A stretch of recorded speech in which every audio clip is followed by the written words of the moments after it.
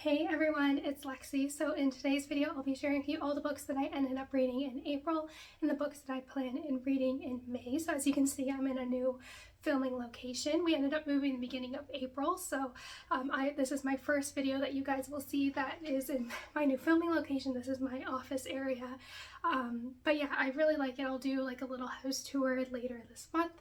Keep your eyes peeled for that. And I apologize for my voice. Like for the past month, I've just been losing my voice throughout the day, so I'm not sick, don't have anything, my throat doesn't hurt, but so I do apologize. So this is just how it's been for basically the past month or so, so we're just gonna have to deal with it. But in the meantime, despite kind of moving and Taylor Swift having 2 albums come out, I managed to read 4 books overall, and they're all over in terms of genre, and I'm just really excited to talk about them. So without further ado, let's get started. So first up, I ended up reading 21 Lessons for the 21st Century by Yuval Noah Harari, and I've read Sapiens and Homo Deus, which is his other books, and they're just okay. And this is one that I've had on my shelf for a while, and I just got in a really big audiobook kick where basically I just was listening to a lot of nonfiction on audiobook. So this is what I was listening to kind of throughout the move, just as unpacking stuff,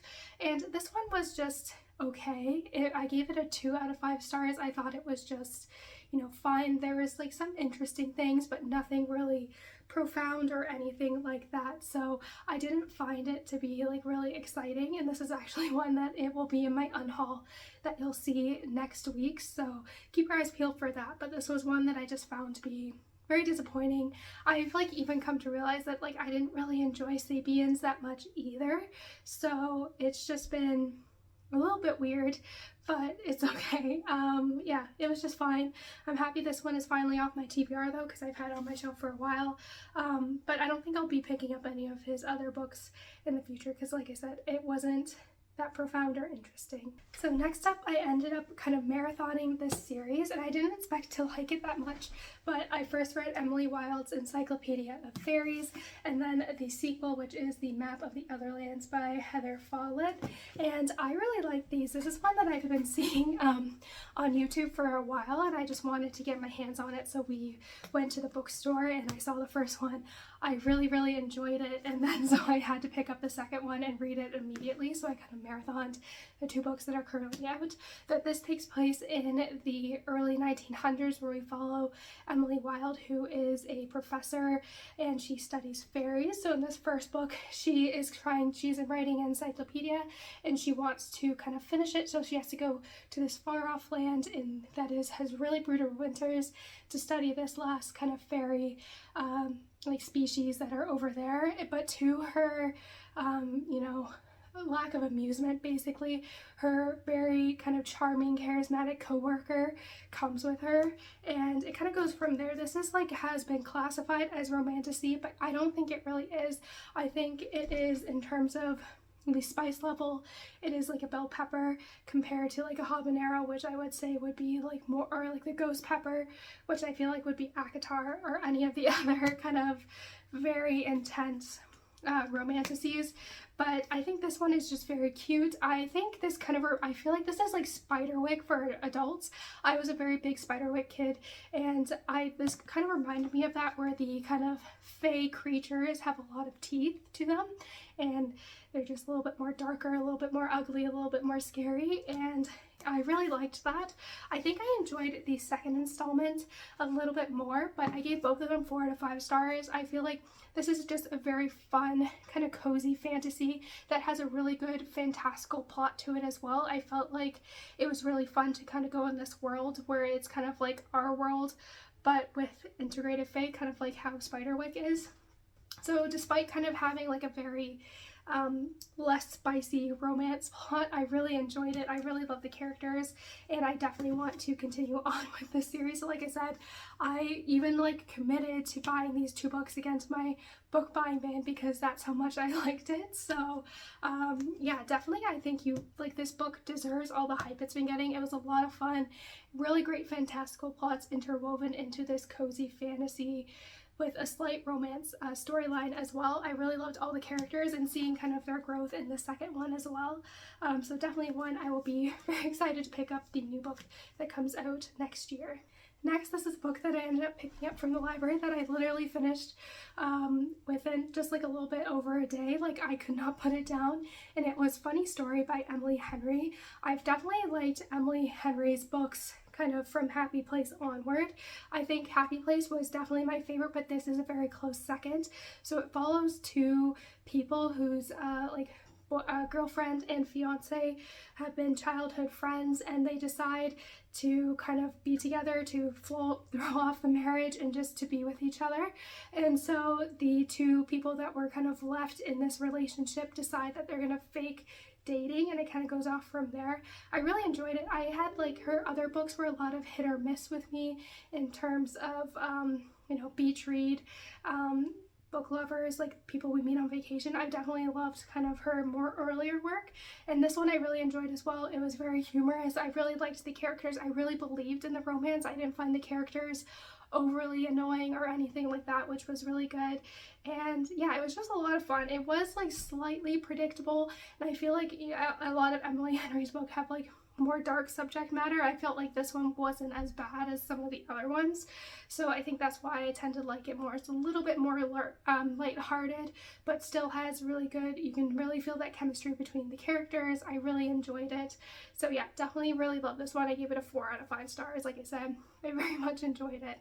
Next, moving on to the books that I want to read in May. This is one that I currently started, and I'm about like 45 pages into it, and it is Great Circle by Maggie Shipstead. And this is one that has been on my radar for a while, and I'm finally picking up. It is like deceivingly long too.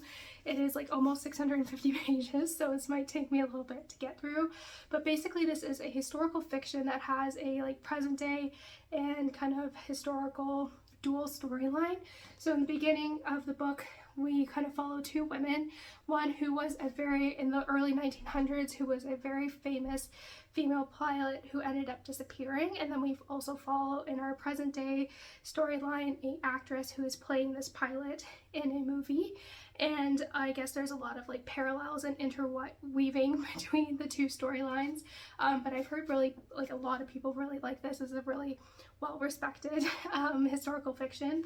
So like I said, I'm just a little bit into it, and I feel like this one might take a little bit, but overall, like I said, I have been really enjoying it so far, and I do want to get more into my historical fictions, and so this is one that has been intriguing me for a while, so I wanted to finally pick this one up. And next, this is a book that was on my April TBR that has been carried over, and this is again another historical fiction called Codename Hélène, and I believe this follows two Australians who in the late 1930s immigrate to Paris, and it follows their story of when Paris or like France essentially gets taken over by the Nazis during World War II, and I believe one becomes like an undercover like agent or spy to help the resistance, and it follows their story with that.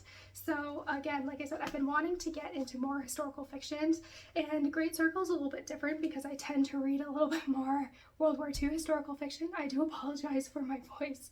Like, it doesn't hurt my throat, but it just doesn't come out properly. But yeah, so I'm kind of going back to my roots with a historical fiction that does seem interesting. I really like resistance, like centered World War II historical fiction, and so I feel like this will help me again kind of get back into my roots with reading a little bit more historical fiction. This is also a book that was on my April TBR that I just didn't get around to reading, and it is The Familiar by Leigh Bardugo. This is one that I feel like has been kind of classified as a historical fantasy, so again it kind of combines more of what I've been reading, which has been fantasy, and ties in that historical like genre into this as well, but I feel like fits this perfectly. And my fiance ended up reading this, and he really liked it. He's like a speed reader. He can read like 500 pages in a couple hours, so I'm very jealous of him, but he said he really liked this. But I think this takes place in Spain. I don't really want to know too much about it, but I think it takes place in kind of the past in Spain, where this servant gets discovered as having magic, and it kind of goes off from there. So I'm really excited to pick this in, and I've heard really great things about it. Like I said, my fiance really liked it, so I'm excited to dive into this one. Next, I have Divine Rivals by Rebecca Ross. This is one that again has been on my radar, and we went to Half Price Books last weekend for my unhaul that you'll see next week, and I used my money to get this book that I got for my trade-in value. And this is one again that's been on my radar. I've just been wanting to, there's been like some new releases that have come out like last year that I just never got around to getting, and so this is another one that I wanted to get into. But I think it follows two journalists that are competing for each other for the same job, but they end up writing letters to each other unbeknownst to them. And they also take place in this world where this war is going on between gods, and it kind of goes on from there. But I've heard people say they really like this, so again, this is one that I've been wanting to get into for a while, and I finally saw it at Half Price Books. So I was like, I never really carry cash with me anywhere, so I'll just use this money to get this book. So I'm really excited. But yeah, I'm really excited. I didn't realize this was YA either, so I couldn't find it at my local bookstore because I was looking in the adult section, so that kind of took me by surprise. But again, I'm hoping this is one that I really enjoy. And lastly, I have Spells for Forgetting by Ariel. Yeah. And this one does, I feel like, is like a spring book, but I think it takes place in like a small town with with some magical stuff in it. So it says, Emily Blackwood's life changed forever the night her best friend was found dead. In the love of her life, August Salt was accused of murdering her. Years later, she's doing what her teenage self swore she would never do, living a quiet existence on the misty remote shores of Sorsey Island and running the family's business. But when the island, rooted in folklore and magic, begins to show signs of strange happenings, Emery knows that something is coming. The morning she wakes to find that every single tree on Sorsey has turned color in a single night, August returns for the first time in 14 years and unearths the past that the town has tried desperately to forget. August knows he's not welcome on Sorsey, not after the night everything changed, and as a fire raged on at the Salt family orchard, Lily Morgan was found dead in the dark woods, shaking the bedrock of their tight-knit community and branding August a murderer. So I think this sounds really interesting. I do really love like small town based kind of thrillers, and I don't know, like I said, I don't know if this one has magic in it, but I'm not sure, but it just sounds like a fun, I don't know why I think this is like a spring read, but I definitely want to pick this one up too. So yeah, I'm very excited to dive into this one. So that's it, guys. Thank you so much for watching. I hope you enjoyed this video. Again, I apologize for my voice. Like I said, this has been the past month. I'm not sick. I don't have a sore throat, but throughout the day I just start to lose my voice, and I don't really talk a lot from working from home, so I don't think that's the cause of this. But yeah, thank you guys so much for watching. Let me know in the comments below what books you read this month and all of that fun stuff. So yeah, thank you guys so much for watching. Don't forget to give this video a thumbs up, and I'll see you guys next time. Bye, guys.